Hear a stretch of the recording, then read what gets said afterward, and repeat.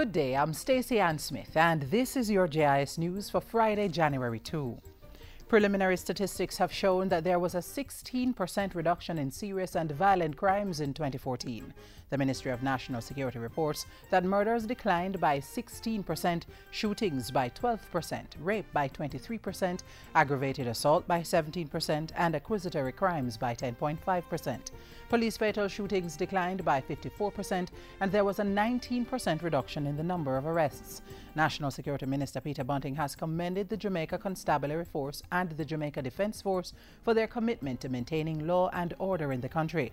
He added that law enforcers could count on the support of the ministry during 2015 as stakeholders work together to reduce crime through the Unite for Change campaign.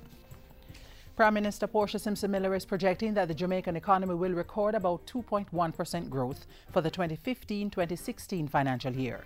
In her New Year's message, the Prime Minister pointed to a number of initiatives that will help to propel the economy. We will continue our economic reform program with a focus on creating a more robust environment for business expansion, job creation, and high levels of economic growth. She added that the government would be paying keen attention to the country's physical infrastructure, which includes road repairs, advancing the construction of the North-South Highway, and privatizing the Kingston Container Terminal and the Norman Manley International Airport. The Prime Minister also indicated that the government would also focus on developing less expensive energy production plants and advancing the Partnership for Jamaica.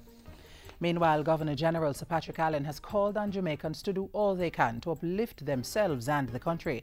In his New Year's message, His Excellency encouraged everyone to make 2 New Year's resolutions: to develop an attitude of gratitude and to reach out to others with truthfulness, respect and human kindness.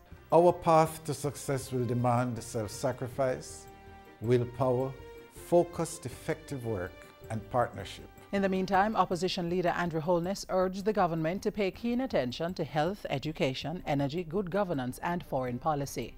I believe we can all agree that we want to see a healthy, educated, energy-efficient, economically growing Jamaica. Self-employed persons will find it easier to file their tax returns following the introduction of a new SO4 form. The single form, which came into effect on January 1, can now be used to pay income and education taxes, as well as the NHT and NIS contributions of self-employed persons.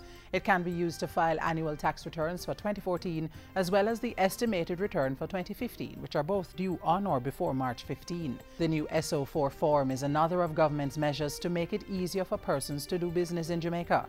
Taxpayers who need more information may call Tax Administration Jamaica's Customer Care Centre at 1-888-829-4357 or visit jamaicatax.gov.jm.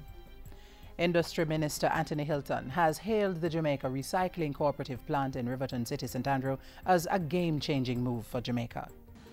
I believe it is a catalyst not only for the recycling industry in Jamaica, but for the redevelopment of Riverton City itself.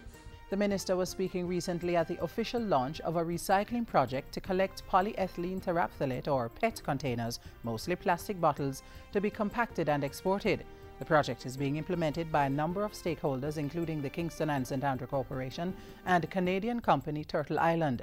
Canadian High Commissioner to Jamaica, His Excellency Robert Reddy, said the Canadian government was pleased to be a part of the project. This will result in increased employment and better quality of life in targeted communities. At the same time, this project will eliminate unsightly plastic garbage from the local environment.